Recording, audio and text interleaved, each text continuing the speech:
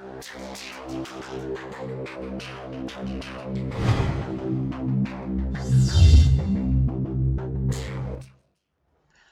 guys, welcome back. This is going to be the first part of a three-part video on the repair on this Peugeot 206. I've had a few people ask me to do a more novice video, so I'm going to try and include as much in this video as I can.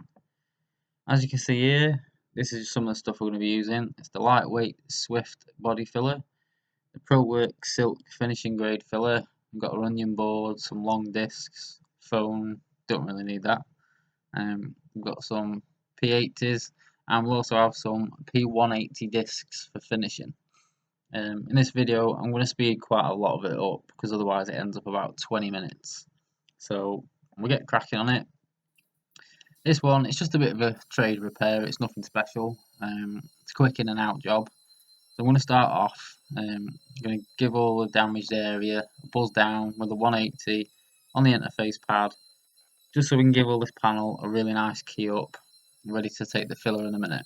You can see I've masked off the bumper edge and I've masked off the door handle, and really before I did this I should have masked off the trim, but I did that in a minute, which you'll see. Right, so as you can see, just give it a quick blow off. So now I can see where any of the areas where we've not got the gloss off, like inside the scratch there, just give them a quick nib off just to make sure you've got a good key ready for the filler to go on. On this section here, I'm just putting a little bit of tape on the inside edge of the door, just so when we skim the filler over, any filler that goes on the insides of the edges isn't going to stick, and we're not going to mess up the inside of the door shut when we come to mask it for later.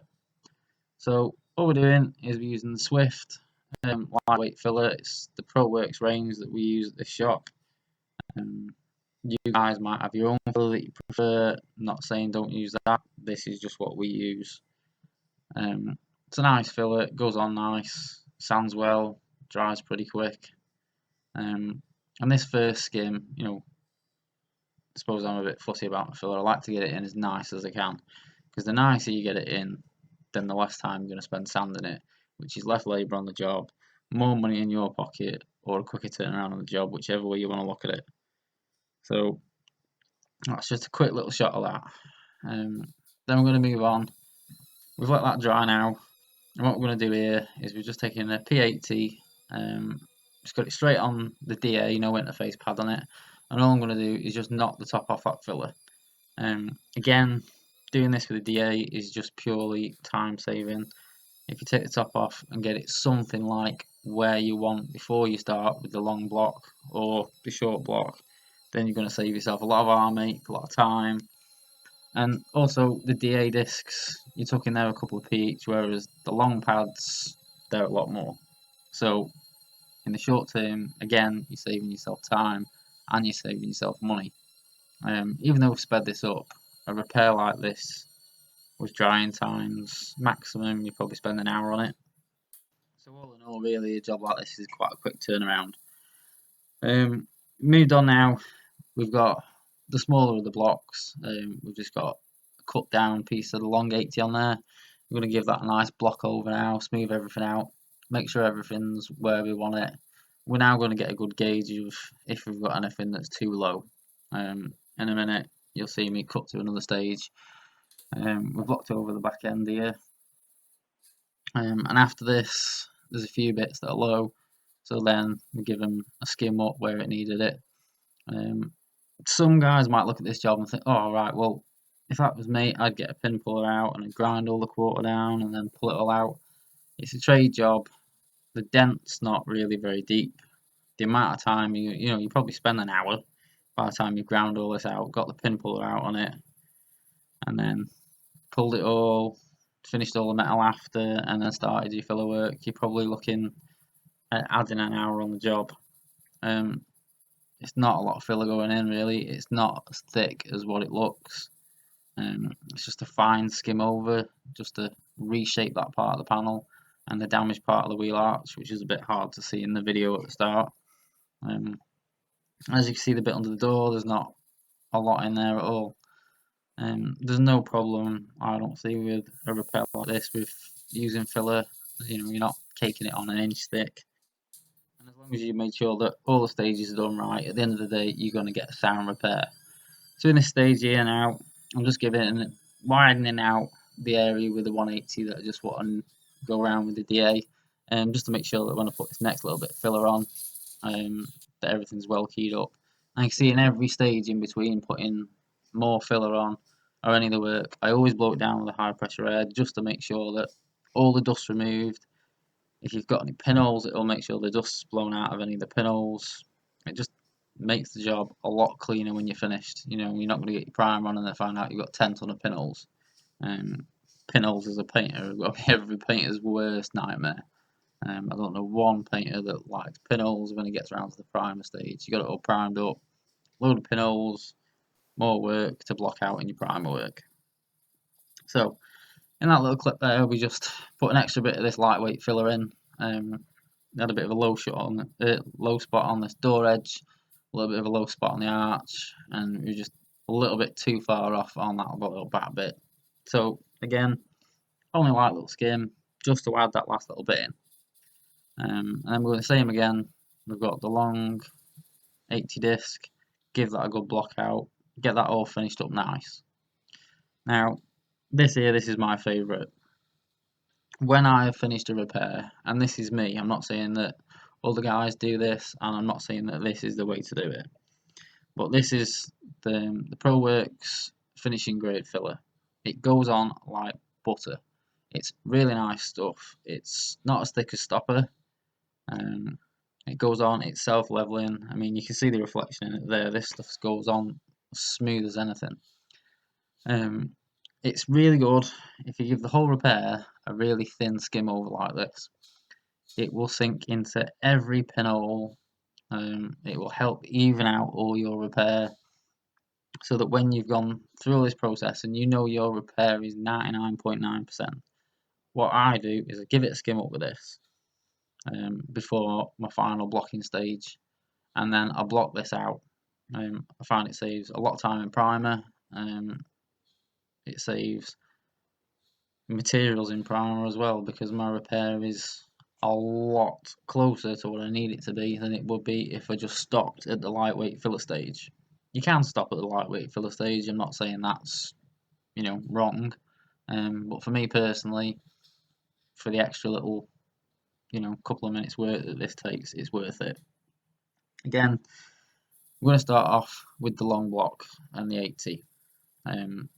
Before we get around to the primer stage, we are going to wait 180 this, just to remove all them 80 scratches, just because you don't want the risk of the sink back with it.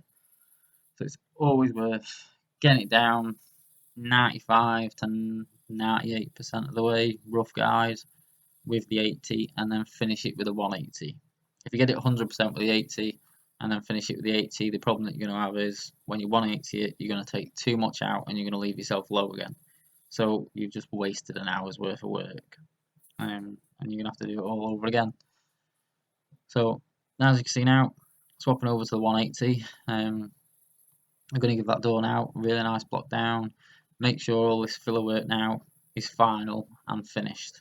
When you've done each piece, again, blow it off with high pressure air, check you've got no pinholes, check that you're where you want to be. Once you know you're there, move on to your next stage, and away you go. And like I said, this video, if you know any of you guys that have been in this trade a long time like myself are watching this, you're probably thinking, well, you know, I've done all this, I know all this, but I've had a lot of requests on Instagram, people saying that in these kind of videos, guys leave a lot of stuff out, which they do. They leave out simple prep procedures like the panel wipe stage, the blowing off with the high pressure air and that sort of thing. So in this video, I have broke this small repair down into 3 parts, just so for you guys that have asked for it, I can try and get a bit more in there for you. Try and include a bit more detail.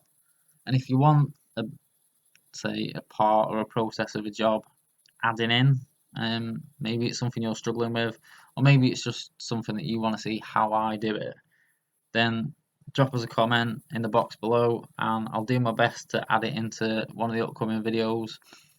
If you leave your name or your Instagram tag or something, then when I post that video up, I'll also tag you in it, so you know when it's live, and if it helps, it helps. And you know, I'm not doing this to tell anyone how to do their job. You know, everyone paints different, everyone repairs different. I'm just showing you guys the way that I do it. Like I say, with being asked by a couple of the novice guys if I can get a bit more into it, that's really the purpose of this 206 video. And you know, if you guys like the videos, you know, and you're interested and you want regular updates, we'll be posting up regularly. So subscribe to the YouTube channel, follow us on Instagram. You'll often see that I post up a couple of times daily on Instagram. As soon as I get the chance around the kids and work and everything, I try and get at least one video up a week. I'm going to try my best to get 2 or 3 up a week if I can, but it do take quite a while to edit up. So on this video now, we are getting a bit near the end now. We've got all that blocked up. We're just going to finish the rear of this quarter off in a minute with this 180. Just double checking round the outside of the repair on this door, just to make sure them 80 scratches were out. And you know, I hope you guys have enjoyed it. You know, if one person gets something out of this video, then it's worth me spending an hour or two to make it. I got a passion back for what I do by watching another guy on YouTube, the Gunman. I got a lot of passion back for what I do as a painter by watching his videos. So if I can do a little bit of the same and give someone, you know, a bit of a helping hand, you pick up one tip, it's worth it. So in a minute we're going to finish this video off. Part 2, we're going to cover the primer, masking, and then the blocking down on the primer work, so it's all ready for the repair. Part 3 on this video will cover the base coat, the pre-paint, well, should I say part 2 will cover the pre-paint prep, the base coat, the blending of the base coat, and the clear. And for all the job, including the primer, we're going to use the DeVilbiss FLG5 with a 1.4 tip, just because, not that I'm getting paid to do it by DeVilbiss, but it's my favourite gun in the shop, and the FLG5 is a gun that everyone can afford, and you can pick them up for about 90 quid. So I hope you guys have enjoyed this part 1 video. Stay tuned for part 2. I'll try and get that edited up and uploaded in the next day or so. I hope this has helped some of you guys. So we're leaving out with a last little shot of this car when the repair's finished and masking's off. And I shall see you again soon, guys, and don't forget to subscribe.